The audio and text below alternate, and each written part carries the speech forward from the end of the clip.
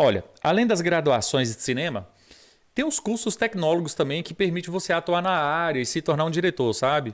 Alguns cursos têm a duração de 2 anos, 3 anos, meses, 6 meses, 2 meses, a depender da área. O ideal é que você.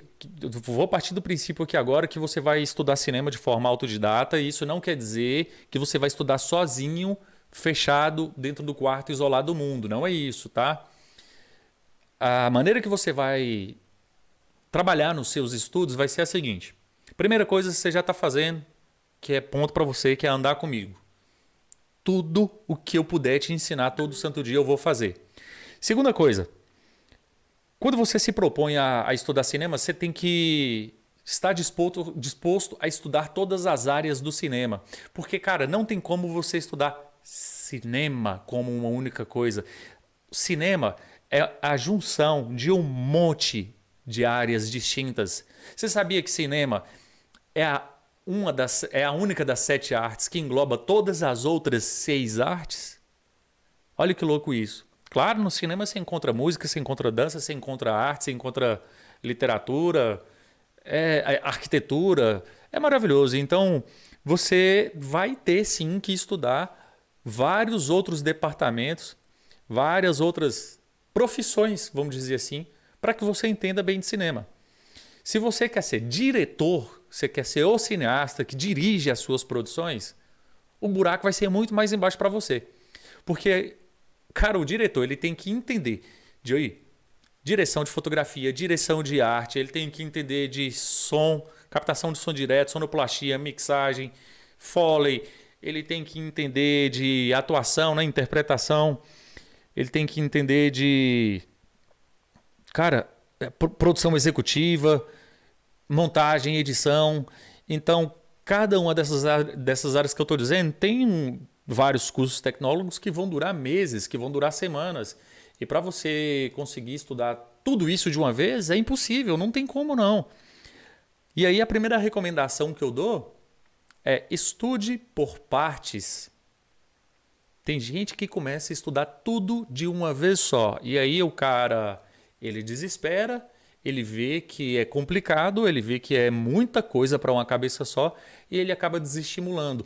Ele parte para o YouTube e começa a estudar, a ver um monte de vídeos aleatórios. Lembra que eu disse que tem muitos erros e acertos quando se estuda pela internet? E um dos maiores erros quem comete é você de sair bicando um monte de conteúdo e um monte de canal de um monte de produtores ou cineastas que têm visões completamente diferentes e você não está na fase de ter várias visões, sabe, você está numa fase agora de entender a essência básica para que aos poucos você comece a construir sua própria identidade, formar a sua visão do universo cinematográfico, a sua visão de cinema, sabe? Então, a dica mais preciosa que eu posso te dar agora é: comece por partes. Então você imagina que existe o grande título cinema. E saiba então que você não estuda cinema, você estuda áreas segmentadas dentro do cinema. E dentro do cinema tem 6 pilares principais que, se você quiser ser um bom cineasta, você tem obrigação de dominar esses 6 pilares. Quais são esses 6 pilares? Alguém aí pode soprar para mim pelo menos um pilar, um pilarzinho, pode comentar aí, quem souber o que é pelo menos um pilar do cinema, enquanto eu molho a palavra. Palavra molhada, tempo esgotado. Eu não vou falar na ordem de importância, mas um pilar do cinema, eu vou começar por roteiro. História, o roteiro, a história. É um dos 6 pilares e é um pilar muito importante. Porque é óbvio que para você fazer um filme você tem que encontrar a história. E a história não é ideia. Você pode ter uma ideia de um filme e construir uma história dentro dessa ideia.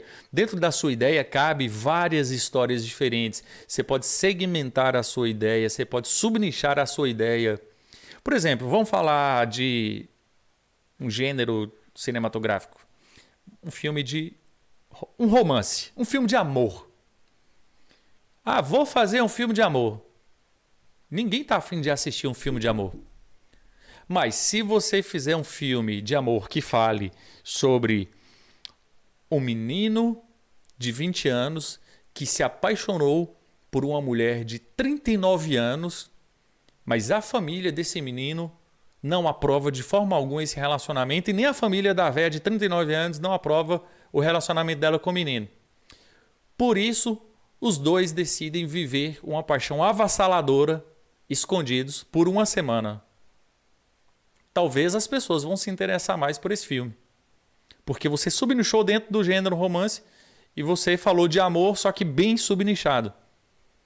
Então, quando você pensa numa ideia, você tem que saber, essa ideia, eu vou falar do que está dentro dessa ideia. Quando você encontra a sua vertente dentro da ideia, aí você começa a pensar na história. Quando você pensa na história, você pensa em como vai ser a condução da sua história, qual é o início, o meio e o fim, quem são os personagens, qual é o conflito principal que esse personagem seu tem que enfrentar para conseguir conquistar um objetivo. Olha, o objetivo do moleque é namorar a mulher de 39, mas ele tem um obstáculo, a família dele e a família dela. Então aí já começa um conflito. O que eles têm que fazer para resolver esse conflito e conseguir realizar o desejo deles, que é ficar juntos? Não sei. Vou ter que assistir seu filme para eu descobrir. Tá sacando? Então a história, o roteiro / história é um pilar muito importante para se estudar cinema. Só que para você estudar roteiro, histórias, Diego, como é que eu vou ser um cara que vai escrever um roteiro bom? Como que eu vou criar boas histórias? Cara, aí o negócio afunda mais ainda o buraco. Aí vem mais um monte de pernas dentro desse pilar. Vem um monte de pilarzinho dentro do pilar. Você vai ter que estudar muito sobre comportamento humano, você vai ter que estudar sobre psicologia. Dependendo do nicho da sua história, você ainda vai ter que entender um pouco de psiquiatria, sabe? Inclusive, o próximo filme que eu vou fazer, né, cara? Tem que estudar muito psiquiatria. E já estou dando spoiler aí, ó. Então, assim, você tem que ler muito dentro do tema, assuntos dentro do tema que você deseja falar, né? E você tem que adquirir uma bagagem de conhecimento muito grande. E aí você tem que observar pessoas que vivem num contexto parecido com a história que você vai gravar, né? Aí eu estou falando agora de pesquisa, que é um dos pontos mais importantes para se produzir um bom filme, né? Para se criar uma boa história, escrever um roteiro no mínimo decente, você tem que fazer uma pesquisa muito profunda sobre o tema, sobre o tipo de mentalidade do seu personagem, o tipo de conflito que esse personagem vive, como que se resolve conflitos desse tipo. Você tem que pesquisar até como que a sociedade em volta desse personagem se comporta, como que é o lugar que esse personagem vive, como que se combina ou se não combina, se cabe ele ali naquele ambiente ou não, né? Então aí você começa a ramificar mais ainda seus estudos. E aí você já parou para pensar quanto tempo você precisa para estudar a mente de um psicopata, por exemplo? Para que o que você colocar no seu roteiro, o que você colocar na criação do seu personagem tenha coerência. E olha, acabei de falar uma outra coisa muito interessante, a criação do personagem. Você criou um personagem, mas o que faz parte da criação desse personagem? O que esse personagem tem que ter para que ele se torne extremamente realista, para que o público se convença que ele é alguém vivo?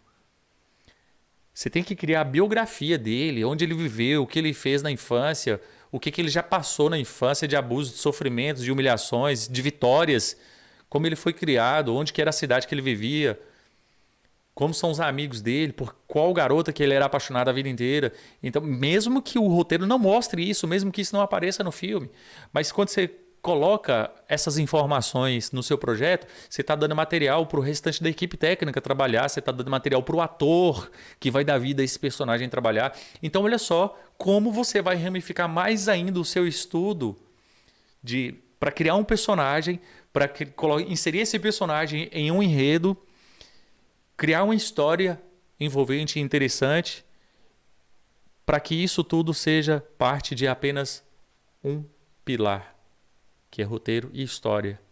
Tem mais 5 pilares. O Tony, boa noite, diretor, fazendo presença. Boa aula a todos. Seja bem-vindo, meu querido. Fábio tá aí também, olha. Eu tô longe do outro monitor aqui, tô com dificuldade de enxergar, mas dá para ver. Caroline disse que para estudar tem que pagar o preço e não é barato não. Nivaldo disse que fotografia também é um pilar. Eu diria que fotografia, diria não, vou afirmar que fotografia é uma vertente dentro de um outro pilar, que eu chamo de imagem. Roteiro, história, roteiro, né? História, um pilar, vamos chamar de história, né? História, um pilar. Imagem, outro pilar. Vamos falar então desse segundo pilar? Pilar imagem. Cara, dentro desse pilar existe mais 1 milhão de coisas. Dentro do pilar imagem, você vai estudar um monte de itens, de subtemas que são extremamente obrigatórios para você entender o que é a imagem no cinema. E aí a gente pode falar sobre questões conceituais, conceitos que vão construir uma imagem legal. Quais são os conceitos que você vai colocar dentro da sua produção para formar a imagem? Mas vamos partir do princípio, né? O que é a imagem no cinema? A imagem é o que a sua câmera grava. Você deu REC na câmera, você está gravando uma imagem. E não necessariamente vem áudio, porque isso aí vai depender se o áudio está sendo gravado direto na câmera e não tem nada a ver o áudio com a imagem, né? Mas quando você dá o REC na câmera, você tem a imagem. Mas o que você vai ter nessa imagem? Como que essa imagem vai ser formada? Por exemplo, eu posso ter essa imagem aqui, que aparentemente não é uma imagem legal. Eu posso também ter essa imagem aqui, que também não é uma imagem legal. Mas eu posso ter essa imagem aqui, que é uma imagem bem mais agradável aos olhos, olha. Eu posso ter uma imagem bem iluminada, tá vendo que tem uma luz aqui em cima da minha cabeça, atrás aqui, ó, iluminando o meu cabelo. Tem uma luz vindo aqui no meu rosto, tem uma outra luz vinda daqui de preenchimento. Isso são elementos para eu compor a minha imagem. Eu estou usando um elemento, então, luz, para compor a minha imagem. Também estou usando aqui, olha, o enquadramento. Eu montei um plano de câmera onde eu posicionei elementos lá atrás. Olha, tem ali iluminador ali, tem caixa ali de ferramenta, tem um microfone shotgun ali em cima, uma maleta de equipamentos ali, tem uma TV aqui. Então eu comecei a trabalhar numa coisa que a gente chama de mise-en-scène, o que está na cena, né? Coloquei objetos de cena, coloquei iluminação. Logo eu já utilizei 2 elementos para compor a minha imagem. Também inseri iluminação, 3 elementos para compor a minha imagem. Utilizei um enquadramento, usei um enquadramento para compor essa imagem e utilizei também um plano de câmera que é um close, do meio do peito até aqui em cima. Então eu utilizei mais um elemento para compor a minha imagem. Então olha só, que tipo de objeto que eu coloco ali no cenário? O mise-en-scène, o que vai na cena. É só pegar objetos e ir colocando coisas que você acha que fica bonita? Obviamente não. Se eu fizesse essa live lá na sala da minha casa, igual a outra que eu fiz outra semana, falando sobre outras coisas, que tem um pau de pôr chapéu aqui do lado, com um tanto de chapéu, eu gosto muito de chapéu, vocês já devem ter percebido isso aí. E se eu tivesse feito essa live agora falando sobre conceitos cinematográficos e como me tornar um diretor, se eu tivesse feito essa live lá, teria muito a ver? Se eu estivesse fazendo essa live de uma sala toda branquinha, teria muito a ver? Com flores ali atrás, no parque de diversões com brinquedos, não teria muito a ver não. Por isso eu coloquei aquele iluminador ali, por isso eu coloquei aquele iluminador, aquele microfone, essa maleta de ferramentas, essa maleta de câmeras. Então eu pensei em cada objeto que eu coloquei aqui para compor o meu mise-en-scène, o que vai na cena, o que está na cena, né? Então, para eu entender se o objeto que eu estou colocando na cena ele tem uma função de comunicação, eu preciso estudar. Não é só chegar e colocar coisas. Não é só escolher uma cor legal que você gosta para colocar numa parede, num sofá, num móvel, num objeto que você queira pintar para pôr no seu cenário. Tem que ter o porquê. Então você vai entrar na psicologia das cores. Tem que estudar a psicologia das cores. Você tá pegando objetos que são antigos para colocar na sua cena. Eu tenho uma TV antiga aqui e tem outra TV antiga ali. Elas conectam com o tema que eu estou falando? Se eu estiver falando sobre TV aberta, TV analógica e colorida, aquela TV ali que é preta e branca serviria se eu estivesse utilizando ela ligada? Não, ficaria desconexo, porque eu estou falando de TV colorida, eu tenho um modelo de TV preta e branca. Mesmo que ela apareça desligada, quem sabe, sabe. É só olhar a cor do tubo dela ali da tela que você vai ver que ela não é colorida, ela é preta e branca. Então, quando você faz um filme, você tem que fazer um filme que o cara que assiste, que ele entende tecnicamente da coisa, um técnico de televisão, por exemplo, ele vai olhar para aquilo ali e vai falar, caramba, realmente essa TV aí, ela funciona assim, assim, assado. Não precisa nem ver funcionando que eu já sei que está certo. Porque se soar falso, o cara vai lembrar que ele está vendo um filme e ele já perde um pouco do interesse. Ele já começa a encontrar defeito. Pô, isso aí não ficou corretinho, né?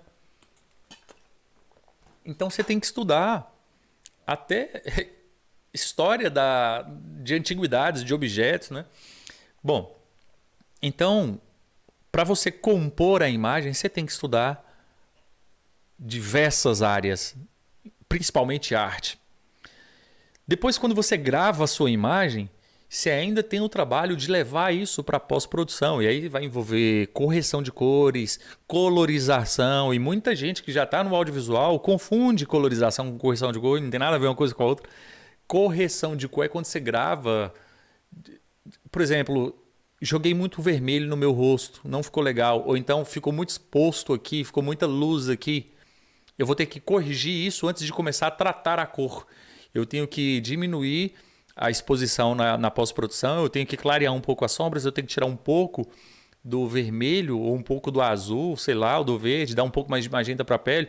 Eu tenho que começar a corrigir para ficar original, igual o jeito que deveria ter sido gravado, só depois que você começa a criar a cor artística. Então você vai colorizar, né?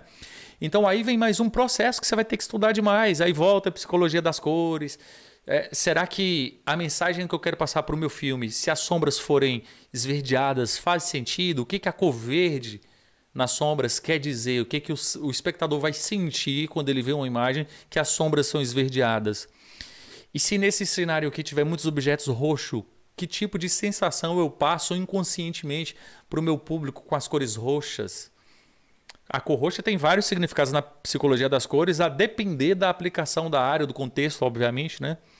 Mas se eu for usar a cor roxa num filme, eu quero usar essa cor roxa como um prenúncio de que vai acontecer uma morte. Aí eu coloco um elemento roxo.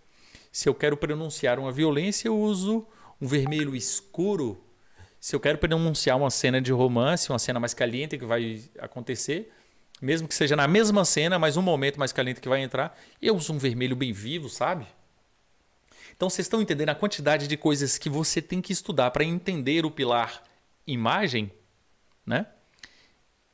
Então, fotografia, que é o que o Tony falou ali, que é a arte de enquadrar, criar um plano de câmera, dar um movimento para a câmera, escolher a câmera, escolher as lentes, escolher o esquema de iluminação, quais são as luzes, o estilo, a potência, a cor, os filtros de correção ou de colorização. Isso tudo faz parte da fotografia, que é um elemento do pilar imagem. Olha que louco, né? A cor na pós-produção é um elemento do pilar imagem. Deixa eu dar uma lida ali. Fábio disse: diretor, uma dúvida. Vale realmente a pena estudar cinema no Brasil? Além de ser extremamente caro, sinto muita dificuldade do mercado, correto? Sobre estudar... Peraí, vamos ler então nesse aqui primeiro. Cara, pasme. Eu nunca pisei na faculdade de cinema na vida. E já produzi filmes premiados. Meu último filme, eu trouxe um ator famoso da Rede Globo para minha cidade, gravei um curta com um ator famoso, e não é aquele ator que está esquecido aí, que acaba sendo mais acessível. É um cara que tá todo dia, você vê ele na novela. Você vê ele toda semana, via, né? Porque acabou o programa que era o Zorro Total. Mas você via ele toda semana e agora você vê o cara todo santo dia na novela. Eu não sei o nome da novela que ele tá agora, mas é o Anselmo Vasconcelos. Um cara que, inclusive, eu sou muito grato por ele ter topado a empreitada de vir fazer um filme aqui numa região que não é uma região de polo cinematográfico, não faz parte de nenhum eixo, né? Então, assim, eu já ganhei muitos prêmios em festivais de cinema. Acho que não dá para ver dele, não. Ali, ó, se eu sair da frente aqui, ó, isso aqui são alguns prêmios, olha, de festivais de cinema. Já exibi na sala de cinema e nunca pisei na faculdade de cinema. Ensino cinema.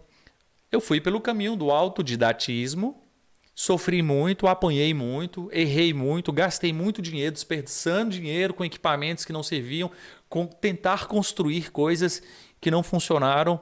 Sofri pra caramba, mas eu consegui aprender. E estou aprendendo todo santo dia. E nunca pisei na faculdade de cinema. Pelos motivos que eu falei lá no início. A minha cidade não tem o curso de cinema. Eu não tinha condições de ir para outra cidade fazer a faculdade de cinema. Nem condições de mudar e nem condições para pagar a faculdade de cinema. Eu dei meu jeito, dei meus pulos. Depois de muito tempo, eu fiz...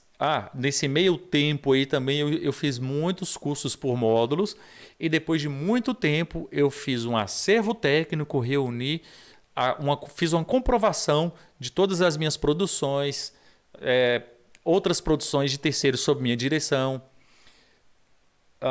cursos que eu fiz uma prova e fiz um dossiê com todo o meu acervo técnico e enviei para o órgão que regulamenta os profissionais do audiovisual e pedi para que fosse deferido meu registro de diretor cinematográfico. Então isso substituiu a faculdade, mas foi um caminho muito difícil.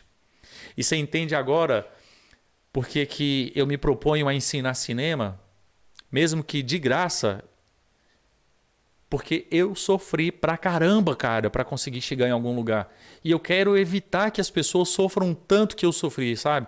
Eu quero que vocês andem mais pelo caminho das flores do que das pedras, igual eu caminhei.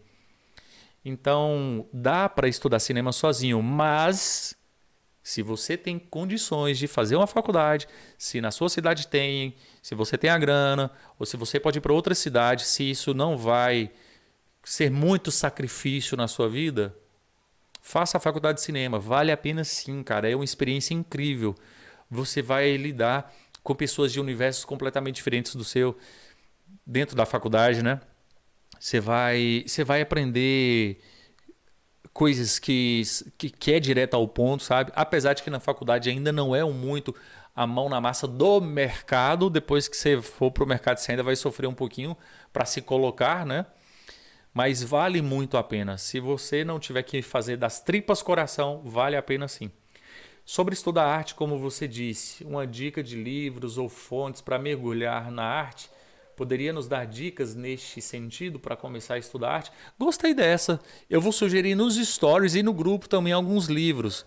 Alguns que eu tenho aqui eu vou tirar foto da capa e vou mandar para vocês. Os que eu não tenho, que muitos eu li por PDF também, né, pela internet. Vou mandar também dicas de livros especificamente de cinema também, né? Por exemplo, tem um livro que eu li que chama Num Piscar de Olhos, que é do Walter Murch, que foi o editor do filme Apocalipse Sinal, que é um clássico do cinema, é um filme essencial que vocês têm obrigação de assistir. Ele ganhou Oscar de melhor edição, pra você ter ideia, né? Quando eu li esse livro, cara, e eu baixei o PDF, imprimi, fiz tipo uma apostilinha igual a gente fazia na época da escola. Quando eu li esse livro, foi minha mente explodiu, sabe? Eu virei outro na edição, só lendo. Nem abri o computador nenhuma vez enquanto eu fazia a leitura do livro. Mas eu vou sim dar dicas do que você estudar, de quais artistas você deve estudar. Por exemplo, eu acho que todo mundo que estuda cinema tem a obrigação de saber o que é o Rembrandt. Uma fotografia Rembrandt. Quem é Rembrandt? Qual é o quadro mais famoso? Peraí, tem alguém cochichando ali comigo? Como é que é? Tá. O tio dela. Show, show, show. Legal. Tô no grupo para pegar as sugestões. Muito obrigado. É isso aí, cara. Afunda. Afunda, afunda, afunda. Mete bronca. Manda brasa. Olha, nós falamos aí então sobre um pilar que é imagem, o pilar história. Ainda existe o pilar som. Pô, vou estudar som. O que você vai estudar dentro do pilar som? O que você quer fazer no cinema que tem a ver com som? Tem um monte de cargos, tem um monte de funções dentro do som no cinema. Primeira coisa que vem na sua cabeça quando você escuta essas duas palavras, som no cinema. Fala aí pra mim. Vamos lá, fala aí pra mim o que vem na sua cabeça quando você escuta som no cinema. Vai, Fabião, manda aí. Quando você escuta som no cinema, o que vem na sua cabeça? Fala aí, Tony. Ah, tem gente aqui no Instagram vendo essa live, né? Ó, essa live tá rolando filézona ali no YouTube, quer ver, ó? Ela tá rolando ali no YouTube, cara, ó. Corre pra lá. O link pro canal do YouTube tá no grupo. E para entrar no grupo do WhatsApp, o link tá na minha bio. Corre lá. Vai lá, hein? Ambientalização. Então, quando o Fábio escuta a palavra som no cinema, ele pensa em ambientalização e também em trilha sonora. Legal. Agora nós já estamos falando aí de 2 elementos dentro do pilar som. O cara vai estudar som para cinema. Ele vai estudar captação de som direto, Foley,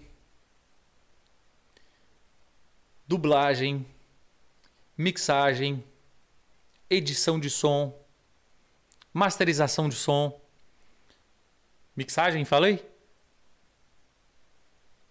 Cara, é um universo de elementos dentro do pilar som. Então, quando você vai estudar som direto, você tem que entender sobre todos os tipos de microfones que você vai usar no set. O que é um shotgun, que é aquele que está ali em cima. O que é um microfone de lapela, como que você vai usar um lapela, quais são as situações e ocasiões, como é que você usa, como que você coloca na pessoa o shotgun ali, como é que se usa aquilo, quais são os tipos de shotgun, os tipos de ferramentas que você vai precisar para usar um shotgun daquele. Gravadores, quais são os gravadores do mercado, qual é o tipo de gravador que você precisa usar para o tipo de gravação que você tem que fazer, como que você vai criar os efeitos sonoros e a trilha sonora. Como você vai colocar uma trilha sonora num filme? Que estilo de trilha? Qual o BPM? Qual o compasso? Qual o ritmo? É com letra? É sem letra? Qual é o volume dessa trilha lá na edição? Quantos profissionais você precisa para fazer uma captação de som direto? Quais são esses profissionais? O que é um técnico de som? O que o técnico de som faz? Tá entendendo como é que é louco e completo? É muita coisa. Vai editar? Caramba, você tem que entender de software de edição, de áudio. Pro Tools, Audition, qual que você vai usar? Qual é o melhor para você? Quais são os plugins? Como que você edita um áudio? Como que tira um ruído de um áudio? Como que tira um reverb? Não tira, né? Como atenua um reverb? Como coloca reverb? Como que você trabalha com a equalização paramétrica das vozes? Como que você trata a voz? Como que você trata a música? Como que você trata a ambiência? Como que você evita a ambiência? Como que você evita ruídos indesejados numa gravação externa? Carro, motor de moto, foguete, cachorro, sabe? Então é um universo muito amplo. Então, para estudar som, você vai ter que estudar um monte de vertentes dentro do pilar som. Como que a onda sonora se comporta, né? Como que a frequência sonora se comporta no ar, nos objetos, rebatimento acústico, isolamento acústico. Então, é muita coisa. E aí você vai para o pilar atuação. Vamos falar de mais um pilar, né? Ó, imagem, som, história, atuação. Eu coloco a atuação como um quarto pilar e muito importante esse pilar. Dos 6 pilares. Cara, quando você fala, agora eu vou estudar atuação, é coisa demais que você vai ter que estudar. Aí volta aquilo de estudar sobre o comportamento humano, sobre a psicologia, como que o cérebro funciona, como que as pessoas, o ser humano funciona, né? Aí você tem que ler pra caramba, meu chapa. Você tem que ler muita literatura. Você tem que assistir muito podcast de psicólogos e psiquiatras. Você tem que entender como a mente humana funciona e não tem para onde correr. E aí você vai ter que estudar a atuação propriamente dita. Quais são os métodos de atuação, de interpretação. Método desenvolvido pela Stella Adler, método Stanislavski. mais, né? Você vai ter que entender do que os atores entendem, sabe? Ah, eu quero ser diretor, não ator. Beleza, como é que você vai ser um diretor se você não entende de atuação? Você não precisa ser bom ator, mas você precisa entender tudo que o ator entende para você exigir dele. Você tem que saber qual é o limite do cara. Para isso você tem que entender do que o cara entende, sabe? Então é mais um universo extremamente amplo. É gigantesco o universo do pilar atuação. Beleza. E se eu puder falar de mais um pilar, o quinto pilar do cineminha? Montagem e edição. Porque olha, se você fez uma boa criação da sua imagem, se você fez uma boa captação do seu som direto, se os atores interpretaram de forma perfeita, brilhante, exemplar, digna de Oscar, se a história é supimpa, se você fez aquela história assim, você tem aquele roteiro incrivelmente bem produzido, bem escrito, todo amarradinho, os 3 atos bonitinhos, início, meio e fim, desde que você queira fazer um filme na estrutura aristotélica, é claro. De nada vai adiantar se o cara ou a equipe de caras e moças pegarem esse material e fazer uma montagem ruim. Uma edição cheia de falhas. Se a sua montagem não tiver muito bem feita, você desconstrói uma história muito boa. Tudo que você fez no set, na fase de pré-produção, para fazer tudo funcionar perfeitamente na fase de produção durante as filmagens, vai escorrer pelo ralo se a montagem for mal feita. Você pode dar um sentido completamente diferente para uma sequência se a montagem apenas inverter 2 cenas. Você pode pegar a cara de uma pessoa, de um ator, de um personagem, ele está olhando para uma coisa e pensando em algo. Mas se você resolver na cena que mostra o que ele está olhando, se você trocar essa cena, vamos supor assim, olha, ele está olhando para uma criança ali fazendo uma carinha boa. Só que se você resolve tirar a cena da criança e põe uma mulher e ele olhando para a mulher fazendo aquela carinha boa, de um senhor, gente boa, você fez o cara parecer um tarado. Então você troca o sentido do filme inteiro quando você faz uma montagem diferente da proposta, né? Ou se você erra na montagem. É louco isso, né? Isso que eu acabei de usar como exemplo é um elemento da narrativa cinematográfica. Eu vou falar sobre esse elemento. Quem sabe me dizer o que é esse elemento que eu usei como exemplo aqui? O senhorzinho olhando para o bebê, e depois você tira a cena do bebê e coloca a cena da mulher no lugar do bebê, e o senhorzinho de gente boa ele muda para tarado, o que o espectador vai entender sobre ele, né? Da personalidade dele é de tarado. Quem sabe o nome desse elemento de narrativa, né? É um conceito cinematográfico. Vou deixar para vocês falarem aí nos comentários, tá? E esses conceitos cinematográficos, a gente fala muito sobre isso nos cursos, tá? Volta e meia eu abro inscrição para o curso e eu entro muito em detalhes, inclusive de todos esses pilares que eu estou falando, eu aprofundo muito na prática e na teoria também, tá? Teoria e prática no cinema andam juntos, não tem como não. Olha só, nossa comunidade chama Cinema Prático. Quando eu abro o curso, ele chama Cinema Prático, o que não quer dizer que a gente vai ter só aulas práticas o tempo inteiro. Não é assim que funciona o cinema. Tem muita teoria junto, mas é junto, tá? É lado a lado, as duas coisas 100% conectadas. Olha, então, montagem, vocês entenderam a importância de uma montagem bem feita, de uma edição correta, né? Deixa eu molhar aqui. E agora, para falar do 6º pilar, o 6º pilarzinho, esse é o que você quer. Esse pilar é o que você está almejando aí na sua vida, na sua carreira. Você que está andando comigo no Cinema Prático, você que está no grupo Cinema Prático, você que está se propondo a estudar cinema de forma prática, provavelmente você quer ser aquele cara que tem a cadeira mais desejada do set. Qual que é? Qual que é, cara? O cara que tem a cadeira mais desejada do set. Hã? Fala aí, grita aí pra mim. Quem? Quem? Eu não ouvi, não. Não ouvi. Você não sabe gritar, não, mulher? Grita aí. Ah, o diretor. Esse é o cara que tem a cadeirinha mais cobiçada do set. Se você quer ser diretor, meu amigo, pasme, você vai ter que entender e dominar todos esses outros 5 pilares. O diretor, ele é o cara, ele é o maestro que rege essa orquestra. Olha, o cara que toca o violino, ele tem que dominar todos os, sei lá, os elementos do violino.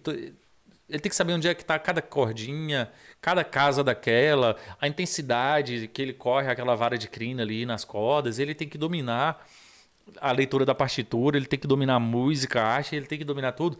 E o cara que toca o violoncelo é a mesma coisa, o cara da percussão é a mesma coisa, o cara do piano é a mesma coisa. Então são vários músicos que são extremamente competentes dentro daquilo que eles estão tocando ali. E o maestro também entende de todos esses instrumentos e ele rege toda essa orquestra para que tudo mantenha um equilíbrio, para que todos estejam em unidade. E é o cara que mais rala, ele é o cara que carrega a maior responsabilidade. Não adianta você ter a melhor equipe de fotografia, a melhor equipe de arte, os melhores atores, o melhor roteiro, 10 milhões de reais para fazer um filme. O diretor, sozinho, pode jogar isso tudo no ralo.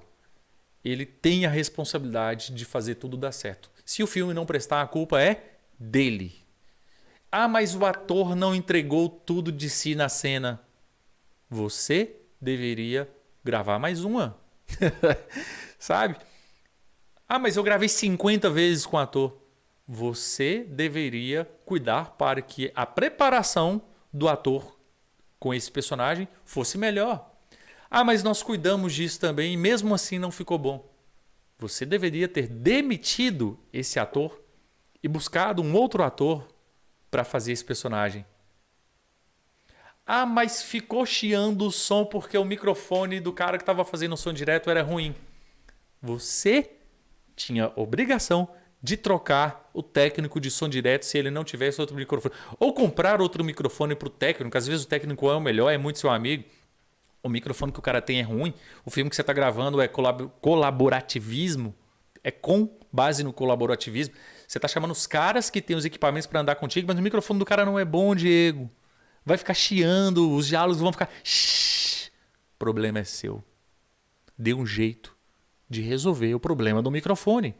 Consiga patrocínio, pega empréstimo no banco, compre um microfone melhor, alugue o microfone. Pega emprestado o microfone com outro cara, agradeça ele nos créditos, grava um vídeo para ele, sei lá, articule as coisas, faça acontecer.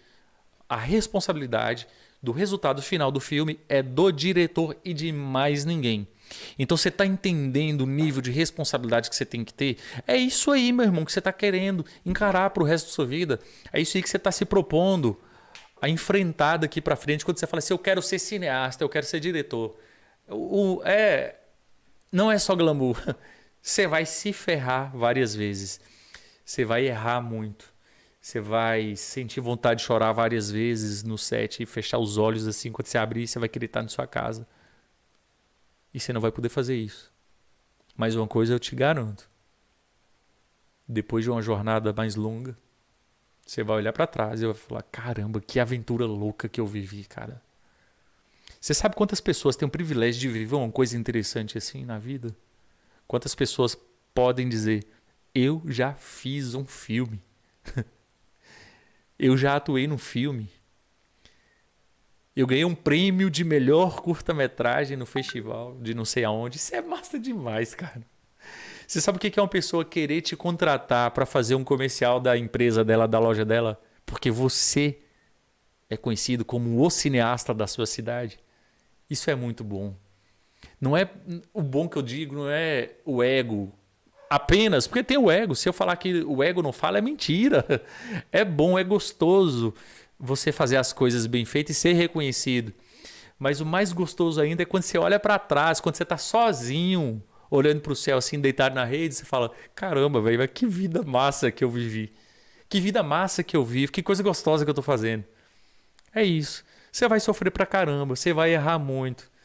Você vai sentir vontade de chorar, embora várias vezes, mas quando você terminar e você ver o resultado, você vai sentir um orgulho, mas tão grande, uma satisfação tão grande que não tem como não. Aqui, eu falo sobre isso e o sorriso não vai embora. Mesmo quando eu estou apertado financeiramente, mesmo quando meus projetos não dão certo, eu ainda eu paro e penso assim, fico emocionado de saber que Deus pôde me permitiu realizar o desejo que ardia dentro do meu coração desde pequenininho, que era ser cineasta. Não importa quantos filmes eu já fiz, se eu fiz filme que foi para Netflix ou não, se eu já fiz um filme que foi para a sala de cinema ou não. O que importa é que eu fiz um filme de 2 minutos e fiz as pessoas se emocionarem. Não estou falando de mim, tá? Eu já fiz vários, maiores, mais longas, curta-metragem, média, longa-metragem. Fiz um monte de gente chorar, já ganhei um monte de prêmio e tal. Mas eu estou partindo do princípio que você só fez... Imagina que você só fez um filminho de 2 minutos e você fez uma pessoa parar para pensar.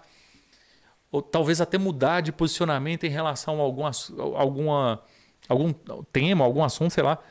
Você pode contribuir na vida de alguém de alguma forma, sabe? Isso é muito bom, isso é mágico. E quando você tem filho, o legado que você deixa pro seu filho, isso é melhor ainda, mais gostoso ainda. Caramba, meu pai fez um filme. Sabe? Pensa em fazer um filme que você pode deixar pro seu filho assistir. Se você fizer um filme que o seu filho possa assistir e ele vai sentir orgulho de você, cara, você acertou na vida. Não precisa ficar rico, não. O diretor de cinema participa de todos os elementos. Mas tem como o diretor ter domínio de todos os elementos de igual modo? Porque, a meu ver, são inúmeros processos e, nesse sentido, como dosar isso? Essa foi muito boa, porque você tem que saber dosar para você não enlouquecer. Por isso que é muito importante a gente entender... Deixa eu só dar uma olhada aqui, porque apareceu ali que eu estou... Voltou? Estou online. Por que é importante eu entender que eu preciso delegar funções, mesmo que eu esteja produzindo um curta-metragem com apenas R$ 1.000, 3 atores e 2 caras na equipe? Porque você não pode enlouquecer a cabeça. O diretor ele tem sim que dominar todos os processos, entender com profundidade todos os processos, participar de todos os processos. Mas ele vai participar nas tomadas de decisões. Tudo que envolve o processo criativo, tudo que envolve decisões que afetam o conceito, a linguagem, a narrativa da produção, o diretor deve decidir. Então, primeira coisa que acontece quando você vai gravar um filme é pegar o roteiro e escolher a primeira pessoa para trabalhar junto contigo, que vai ser o seu produtor executivo. É um cara que vai conseguir arrumar uns patrocinadores, é um cara que vai conseguir arrumar as autorizações de lugares para filmar, é o cara que vai conseguir encontrar outros profissionais para você, é o cara que vai meio que cuidar da parte mais burocrática. Depois você vai encontrar um bom diretor de arte, ou um amigo seu que entende de decoração, uma amiga que entenda de decoração, que entenda de moda, para cuidar dos figurinos, dos personagens, para cuidar da estética do cenário, né? Olha, isso aqui não combina com isso aqui não dá muito certo com isso. Você vai ter que encontrar aí o cara que tem a câmera com as lentes, umas luzes, né? Então você vai delegar os cargos de diretores para algumas pessoas, diretores de departamento, diretor de fotografia, diretor de arte, diretor de produção, diretor de arte, falei, o técnico de som direto, ou diretor de som, né? Então, quando você tem condições de encontrar mais pessoas para trabalhar, você começa a se aliviar. Essas pessoas vão se virar para fazer da forma que você precisa. Olha, eu sei que você só tem uma câmera DSLR com uma lente 50mm e uma 17mm. E eu sei que você só tem 3 luzes bem simples e bem baratas. Mas eu preciso que esse filme tenha um aspecto frio, cores azuladas, que as partes escuras desse filme sejam mais azuladas, as sombras sejam mais azuladas, porque eu vou falar de um cara que vive triste porque ele perdeu tudo na vida dele. E ele precisa dar a volta por cima. E no momento que ele der a volta por cima na história do filme, eu preciso que as cores sejam mais quentes. Então o cara ele já sabe que ele vai ter que ter uns filtros de correção de cor para azul, outro filtro de correção de cor para amarelo. Deixa eu ver se eu tenho um aqui perto. Não estou querendo sair desse lugar aqui, mas eu tenho um de correção de cor azul que está ali em cima, o amarelo, o CTO não está aqui não, que é o Correct to Orange. Esse cara ele sabe que ele vai precisar de uns filtros de correção para colocar na frente das luzes, para dar o efeito que você precisa, sabe? Então você começa a delegar essas responsabilidades para esses caras. Mas se esses caras não estiverem dando conta, vocês vão ter que sentar e conversar, né? No set, vamos dizer agora que a produção é maior, tem mais pessoas. No meu último filme, por exemplo, tinha umas 40 pessoas na equipe. No set, as pessoas não conversam com o diretor, senão você enlouquece. Você já pensou se os atores chegassem para mim diretamente para tirar dúvidas? Se os figurantes chegassem para mim, ô diretor, onde é que eu fico? Caramba, eu ia ficar muito estressado, eu ia perder minha concentração, eu ia correr o risco de fazer o filme se tornar um fiasco. Como o resultado do filme é minha responsabilidade, eu começo a delegar. Olha, figurante não vai falar comigo, que sou diretor, o figurante vai falar com o assistente do produtor de elenco, do diretor de elenco. O diretor de elenco tem um assistente, o figurante está na dúvida, pergunta ao assistente dele. O diretor de elenco quer saber onde que ele vai posicionar os 30 figurantes que ele arrumou para a minha cena. Ele vai perguntar para o meu assistente de direção, o meu primeiro assistente. Porque eu, enquanto diretor, estou muito focado na cena perfeita que eu preciso gravar. Partindo do princípio que a gente tem uma produção maior, com mais pessoas na equipe, tá? Gustavo, tem alguma diferença no prazer após ver o resultado? Tem corretor ortográfico, né, bicho? Tem alguma diferença no após ver o resultado entre alguém que trabalhou e passou por todas as dificuldades apenas pelo desafio e quem trabalhou porque realmente ama a área? Tem alguma diferença? Caramba, velho, deixa eu tentar entender sua pergunta. Tem alguma diferença após ver o resultado entre alguém que trabalhou e passou todas as dificuldades e apenas passou pelo desafio e quem trabalhou porque realmente ama a área? Eu não entendi muito bem não, porque faltou umas vírgulas e uma palavra ali, acho que o seu corretor trocou. Mas eu acho que você perguntou assim, tem diferença de quem estudou para quem aprendeu na prática? É isso, mais ou menos isso? Tem diferença do resultado, né? Você assiste um filme de quem só trabalhou na prática, aprendeu na prática, estudando sozinho, de quem fez a faculdade, talvez sem amar muito. Eu acredito que o cara que ele faz porque ama e que ele estudou muito e trabalhou muito ali, aprendeu na prática, eu confio mais nesse cara, sabe? Que é extremamente apaixonado pelo processo, que é apaixonado pelos bons resultados, sabe? Eu vejo muitos profissionais aí que se formaram em publicidade e são péssimos publicitários. E eu conheço pelo menos uma meia dúzia de publicitários que são incrivelmente profissionais e nunca pisaram na faculdade de publicidade, né? Então, é mais ou menos por aí. Eu acho que o amor move muito, porém o amor não é tudo. Lembra que amor não enche barriga? Pois é, amar o cinema não é garantia de bons filmes produzidos pelo amante do cinema. É muito necessário você estudar. E se você pode fazer a faculdade, faça. Se você não pode fazer a faculdade, estude de todas as maneiras que você puder.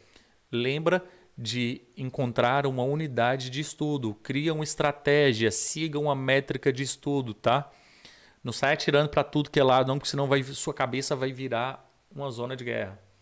Para produzir um filme, mas quando é um documentário em que não já atores nas pessoas reais sendo entrevistadas, as equipes mudam. Oi, cara, traduzir. O Gustavo está querendo dizer o seguinte, eu acho que no caso dele, ele está aprendendo por um desafio, né? No caso dele em específico, sabe quem é o Gustavo, né? Uhum. E a diferença de quem for buscar porque realmente é muito que é o seu caso. Uhum. Tem alguma diferença de prazer, no prazer em ver o trabalho, o resultado de um e do outro? Se o resultado for bom. Olha, isso do resultado, se o prazer em ver o resultado é diferente de quem fez porque, além de dominar as técnicas, essa pessoa ama. E o prazer de ver o resultado de quem teve que fazer porque foi desafiado. Eu vivi isso na pele quando eu trabalhei com construção civil. Quando eu mexia com projeto arquitetônico e execução de obras, eu fazia aquilo bem feito. Mas eu não amava aquilo de forma enlouquecedora igual eu amo cinema. Eu gostava do desafio, cara. Eu queria projetar uma escola estadual daquelas grandonas de 2 pavimentos. E quando eu via aquela escola sendo executada e entregue para uma cidade, eu ficava feliz porque foi um desafio superado. Mas o cansaço que eu sentia no final do dia, ou no final da jornada de 6 meses de obra, era um cansaço que não me dava muito prazer, sabe? A grana boa entrava no bolso, os grandes projetos eram executados, mas aquele prazer que eu sentia, ele era momentâneo. É tanto que tem 10 anos já, mais de 10 anos que eu não estou nessa área, e eu não sinto que eu deixei legado. Por mais que eu trabalhei na execução de obras como escolas públicas, hospitais, postos de saúde, estradas, eu contribuí para a evolução de algumas cidades do norte de Minas Gerais, mas eu não sinto que eu deixei um legado, sabe? Eu nem lembro de contar essas coisas para o meu filho. Mas quando eu paro para analisar as coisas que eu já produzi, até as coisas ruins que eu produzi, as coisas que eu errei, eu vejo essas coisas e me dá uma sensação de satisfação tão boa, eu sinto um prazer tão diferente, sabe? Eu sinto orgulho de contar para o meu filho o que o papai dele faz, quais foram as coisas que o papai dele fez, como o papai dele fez aquilo, sabe? Então eu amo contar para os meus alunos os desafios que eu superei num processo produtivo. Tá entendendo o que eu tô querendo dizer? Então é diferente, velho. Quando você ama uma coisa. Agora tem uma coisa. Tá, eu estou sendo desafiado porque eu preciso. O que é o desafio às vezes para muita gente? Olha, eu preciso da grana até o final do ano para eu construir minha casa, velho. Porque minha mulher tá grávida, minha namorada engravidou, eu preciso casar. Eu estou vivendo um período de desafio e eu estou vendo no audiovisual uma possibilidade muito boa de eu conseguir começar o meu projeto de casa, porque eu gosto disso, eu sei que isso dá grana e eu curto muito fazer isso. Já tem uma predisposição ao amor aí, sabe? Porque você escolheu isso. E no processo, por mais que você não tenha escolhido, isso é tão fascinante que durante o processo você aprende a amar, sabe? A coisa fica prazerosa demais, sabe? Então, você acaba se transformando no meio do processo, né? Deixa eu ler mais um ali.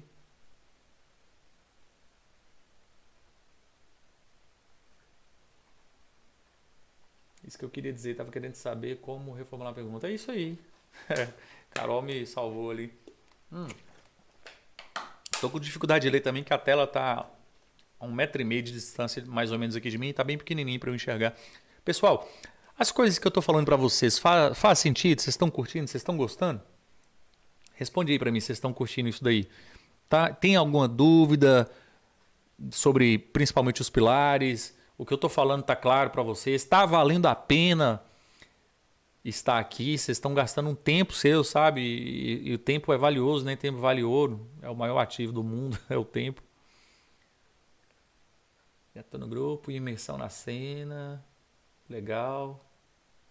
E por falar nisso, conseguiu a cadeira? Ainda não, cara. Tá difícil conseguir essa cadeira, viu? Eu quero 2 cadeiras de diretor para compor o cenário do programa que eu vou lançar, que vocês vão curtir demais, viu? Vocês vão curtir demais esse programa. Mas tá difícil. É porque eu quero fazer a cadeira mais na medida que eu tô precisando, sabe? Eu encontro elas prontas para comprar na internet. Além de ser caríssimas, eu não sei se vai me atender do jeito que eu queria também não, né? É isso aí. Então, olha só, pra gente encerrar... O título da nossa aula de hoje era Quero ser diretor. No entanto, eu falei sobre os 6 pilares do cinema.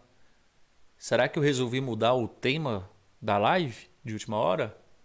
Não. Porque se você quer ser diretor, você tem a obrigação de dominar os 6 pilares do cinema. Porque um bom diretor, aquele cara que vai conseguir orquestrar toda aquela banda, é o cara que vai ter inteligência emocional para tocar uma produção bem feita, o cara que vai ter o conhecimento suficiente para criar um conceito para a obra dele. Ele precisa se formar. Ele tem que ser o cara, velho. Ótima live. Manda um alô aqui pra Bahia. Beijo, dona Bahia. A senhora tá boa? Depois eu vou aí, viu? Comer um cuscuz salgado. Bahia é boa, viu? Ô, Bahia que é boa, viu, velho? Olha, eu conheço Teixeira de Freitas, Prado, Caravelas, Alcobaça, só sul da Bahia. Divisa Alegre, né? Tá na divisa. Cândido Sales, eu acho que sim. Vitória da Conquista. E mais umas cidadezinhas pra cima lá que eu esqueci, não, só cidade pequena, cara. De resto eu não conheço, não. Eu conheço o Nordeste inteiro, mas não conheço Salvador. Você acredita nisso? Bahia.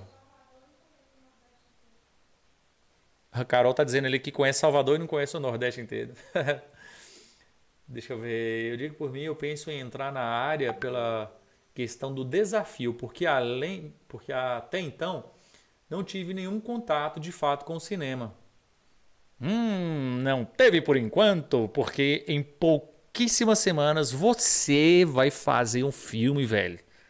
Escreve o que eu tô te falando, você vai fazer um filme. Resumo da live. Número 1, história. O Fábio já pegou ali a sacada da aula, a estrutura. História, roteiro, começo, meio e fim. Legal? Para uma estrutura de 3 atos, né? Tem outras estruturas para você contar uma história, mas a mais usada universalmente, né? A clássica é a de 3 atos. Imagem, que vem fotografia, enquadramento, cenografia, ok? Som, que vem captação de som direto, efeitos sonoros, foley, mixagem, trilha sonora, ok? Atuação, montagem e edição e direção. Esse é o pilar mais pesado, ele é o mais grosso, ele tem que ser muito rígido, sabe?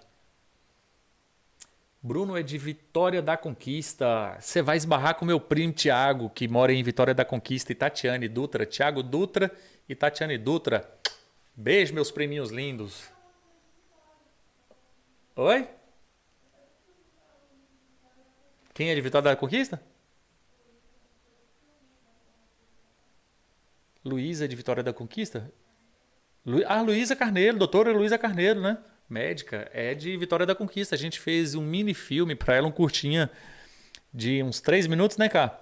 Mostrando a jornada dela para estudar medicina, né? Tá mais para um clipe, né? É uma história emocionante contada com a narração dela, ficou muito bonito. Olha,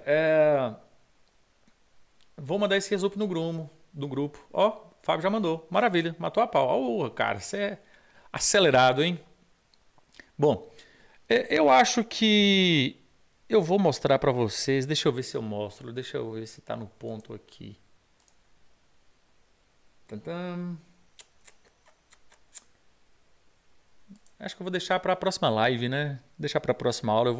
Eu ia mostrar aqui uma préviazinha de um dos pilares aqui que eu fiz de uma forma bem prática, bem criativa, bem mão na massa e bem baixo custo, que é uma iluminação de um documentário. Eu acho que eu vou dar só um spoilerzinho aqui, ó. Vou trocar a tela aqui. Tá vindo aí?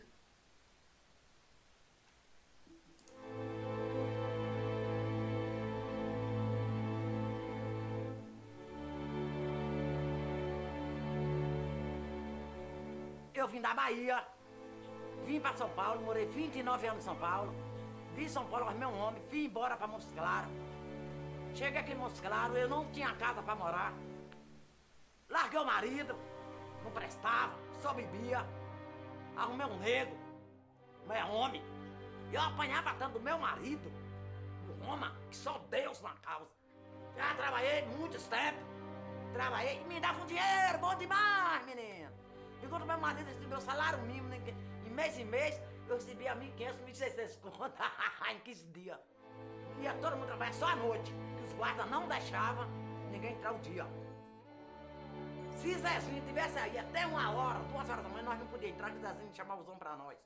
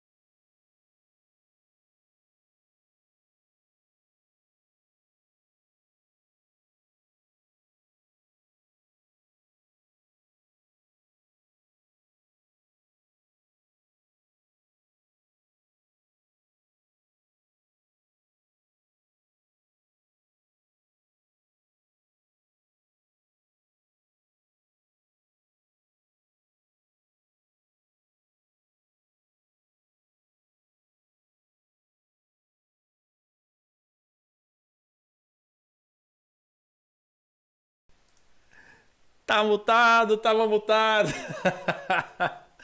Vamos lá. Eu esqueci de clicar aqui para desbloquear o microfone. Dona Lita, da Bahia, né? Um documentário de uma mulher que veio da Bahia. Lita é um documentário curta-metragem, ele tem 20 minutos. Na verdade, ele é uma extração de um documentário, um longa-metragem, chamado Segregadas, de 18 minutos. Produzido deve ter uns 5 ou 6 anos. Então, do documentário Segregadas, eu tirei um documentário curta-metragem de 20 minutos chamado Lita. Lita é essa senhora que apareceu na tela. Ganhei prêmio tanto com curta-metragem, com essa extração, quanto com longa-metragem, tá? E quero usá-lo como material de estudo para uma aula no futuro que vou falar sobre iluminação cênica natural. Eu tenho certeza que você vai gostar muito dessa aula. Deu um alívio, né, quando o áudio voltou? A live tá maravilhosa, mas infelizmente terei que sair. A live chegou no fim, meu amigo. A aula acabou agora. Gente, foi muito bom falar aqui com vocês. Espero que vocês tenham aprendido legal hoje. Todos esses pilares que eu falei é só uma introdução na sua mente do que você precisa dominar. Para dominar todos esses pilares existe um processo muito longo. Então, em resumo, não tem como você estudar cinema como um único elemento. Eu vou estudar cinema, não. Você vai estudar luz, som, atuação, história e roteiro, direção. Você vai estudar vários departamentos, bem subnichadinhos, sabe? Você vai ser o melhor em cada área. Assim você se forma um bom diretor. Assim você consegue colocar a mão na massa, executar uma produção digna. Beleza? Oi? Se a live vai ficar salva? Vai ficar salva. Não sei se eu vou deixar por muito tempo. Em respeito aos que assistiram essa live, eu vou deixar por um tempinho e depois eu vou tirar do ar. Vou deixar por um tempinho também em respeito a quem queria assistir e não pôde assistir, tá? Mas não vai ficar por muito tempo não, beleza? Beijo, me liga, comentem aí embaixo do vídeo original, manda o link para os amigos, tá? Chama o amigo para entrar no grupo lá do WhatsApp, porque a gente tem muita coisa para aprender daqui para frente. Até mais, a gente se vê no grupo.